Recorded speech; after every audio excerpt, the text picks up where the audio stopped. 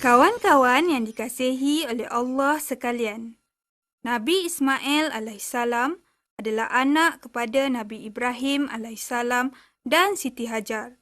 Baginda merupakan di antara 25 Rasul yang wajib kita imani. Kegembiraan Siti Sarah hanya sementara waktu sahaja.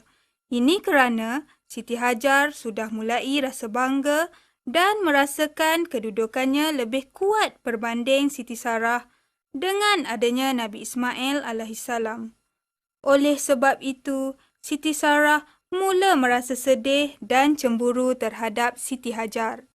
Kawan-kawan sekalian, Allah Subhanahu Wa Taala telah memerintahkan agar Nabi Ibrahim alaihissalam memenuhi permintaan Siti Sarah itu, iaitu membawa Siti Hajar dan anaknya keluar dari rumah mereka. Maka, dengan bertawakal kepada Allah, berangkatlah Nabi Ibrahim alaihissalam meninggalkan rumah, membawa Siti Hajar dan Nabi Ismail yang diboncengkan di atas untanya. Kenapa Allah memerintahkan Nabi Ibrahim alaihissalam memenuhi permintaan Siti Sarah? Setelah berminggu-minggu berada dalam perjalanan jauh yang sangat memenatkan dengan kehendak Allah, akhirnya berhentilah unta Nabi Ibrahim alaihissalam mengakhiri perjalanannya di tengah padang pasir yang kering kontang tanpa air dan makanan serta tidak berpenghuni. Dengan kehendak Allah, di padang pasir itulah Nabi Ibrahim meninggalkan Nabi Ismail dan ibunya Siti Hajar tanpa bekalan yang banyak. Alangkah sedih dan cemasnya Siti Hajar ketika ditinggalkan oleh Nabi Ibrahim alaihissalam seorang diri bersama anaknya yang masih menyusu itu. Siti Hajar berlari mengejar Nabi Ibrahim alaihissalam. Beliau merintih menangis sambil memegang kuat baju Nabi Ibrahim, memohon belas kasihan agar tidak ditinggalkan seorang diri di tempat yang kosong. Tiada seorang manusia, tiada seekor binatang, tiada pepohon dan kawasan yang kering kontang itu. Ini adalah perintah dari Allah, wahai Hajar. Bertawakallah kepada Allah dan percayalah pada kekuasaan dan rahmat-Nya. Dialah yang memerintahkan aku membawamu ke sini, dan dialah yang melindungimu dan menyertaimu di tempat yang sunyi ini. Mendengar penjelasan dari Nabi Ibrahim alaihissalam, segera Siti Hajar melepaskan genggamannya dari baju Nabi Ibrahim alaihissalam. Lalu Nabi Ibrahim alaihissalam terus berlalu, meninggalkan mereka di lembah itu. Apabila baginda sampai di tempat yang tidak dapat dilihat oleh Siti Hajar, baginda berdoa kehadrat Allah Subhanahu Wa Taala sambil memandang ke arah tempat yang baginda tinggalkan isteri dan anak-anaknya, seperti dalam firman Allah dalam surah Ibrahim ayat 37 yang bermaksud, Wahai Tuhan kami, sesungguhnya aku telah menempatkan sebahagian keturunanku di lembah yang tidak ada tanaman berhampiran rumahmu, yakni Baitullah yang dihormati. Wahai Tuhan kami, yakni yang demikian itu, agar mereka mendirikan solat, maka jadikanlah hati sebahagian manusia cenderung kepada mereka dan berikanlah kepada mereka rezeki berupa buah-buahan. Mudah-mudahan mereka bersyukur. kenapa Allah memerintahkan Nabi Ibrahim alaihissalam meninggalkan Siti Sarah dan Nabi Ismail yang masih kecil itu di padang pasir yang tiada penghuni? Ini kerana di tempat mereka tinggal itu akan menjadi tempat yang paling berkat dan menjadi tumpuan masyarakat Islam di seluruh dunia. Tempat yang dimaksudkan itu ialah Mekah. Setelah mendengar jawapan dari suaminya itu, Siti Hajar menyerahkan segala urusan hidupnya kepada Allah dengan sabar dan tenang. Dalam keseorangan itu, beliau menyusui anaknya. Dimakannya dari bekalan dan minuman yang ditinggalkan oleh suaminya. Siti Hajar yang dalam kebingungan telah berulang-alik sebanyak 7 kali dari Bukit Safa ke Bukit Marwah untuk mendapatkan air.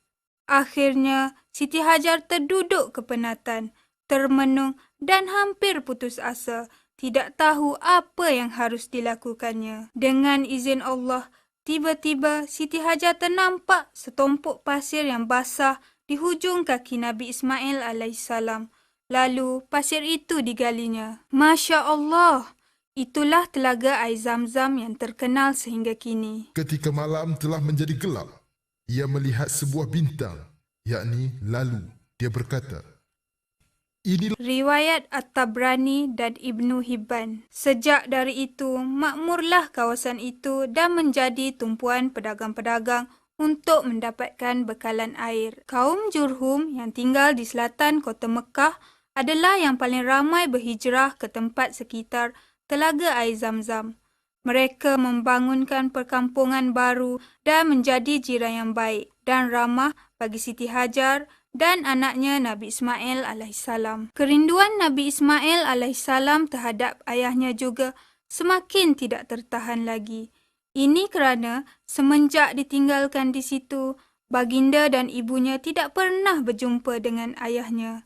Baginda sentiasa berdoa agar dipertemukan dengan ayahnya. Dengan izin Allah, pada suatu hari, Nabi Ibrahim alaihissalam menuju ke tempat di mana isteri dan anaknya ditinggalkannya dahulu untuk berjumpa dengan mereka. Tiba di sana, baginda sangat terkejut melihat tempat yang dahulunya sunyi telah menjadi tumpuan orang ramai berkumpul dan menetap di situ. Tempat itu juga telah diberi nama Bakkah atau disebut sebagai Mekah sekarang ini. Manakala anak dan isterinya pula dikenali sebagai penguasa sumber air yang bernama Telaga Zam-Zam.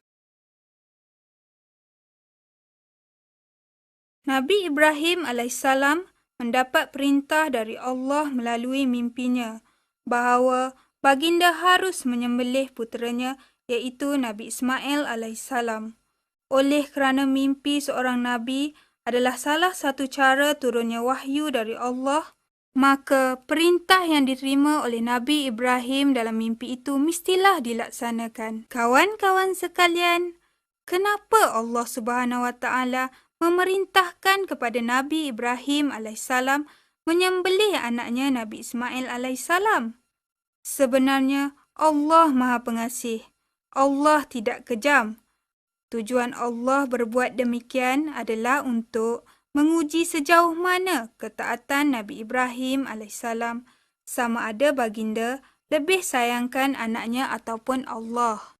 Selepas menerima wahyu Allah, Nabi Ibrahim alaihissalam bersegera menunaikan ketaatan kepada Allah. Baginda menemui anaknya Nabi Ismail alaihissalam untuk membincangkan hal tersebut, supaya Nabi Ismail alaihissalam merasa tenang dan tidak merasa dipaksa. Nabi Ibrahim alaihissalam bertanya seperti di dalam surah As-Safat ayat 102. Anakku, aku bermimpi menyembelih dirimu. Cuba renungkan, bagaimana pendapatmu? Tanpa berfikir panjang, Nabi Ismail menyambut perintah itu dengan sukacita. Seperti dalam surah As-Safat ayat 102. Ayah, lakukanlah apa yang diperintahkan oleh Allah kepadamu.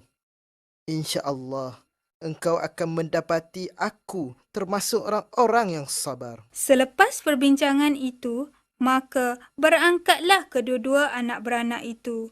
Nabi Ismail alaihissalam dan Nabi Ibrahim alaihissalam segera berangkat menuju ke suatu daerah yang berbukit-bukit di kaki sebuah gunung. Sekarang, ia dikenali sebagai Mina. Sebelum sampai ke tempat yang dituju itu, kedua mereka terserempak dengan seorang lelaki yang menanyakan akan maksud dan tujuan mereka berdua. Setelah Nabi Ibrahim menerangkan akan maksudnya, ialah untuk menyembelih anaknya Ismail sebagai korban kepada Allah, orang itu melarangnya dengan pelbagai alasan. Mereka kehairanan.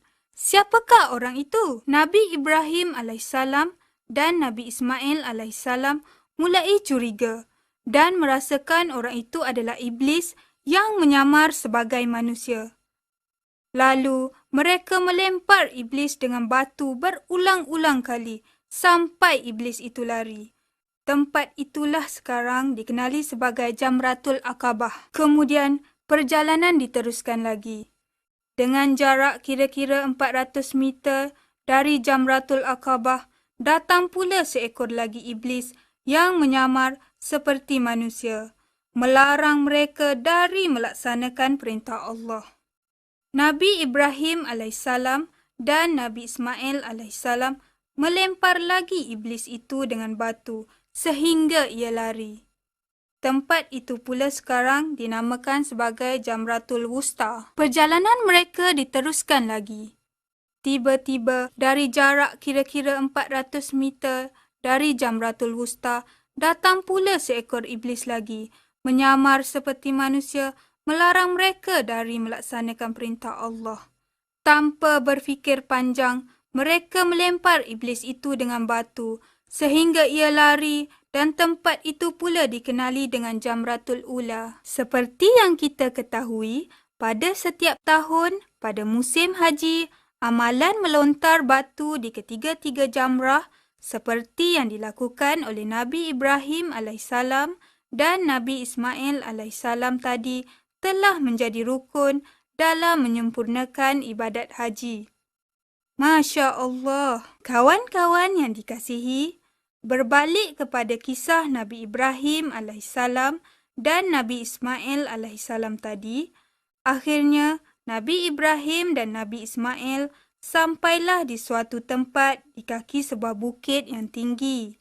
Dengan perintah dari Allah, Nabi Ibrahim AS dengan ikhlasnya ingin menyembelih leher anaknya sendiri, iaitu Nabi Ismail AS yang baru berusia 13 tahun itu.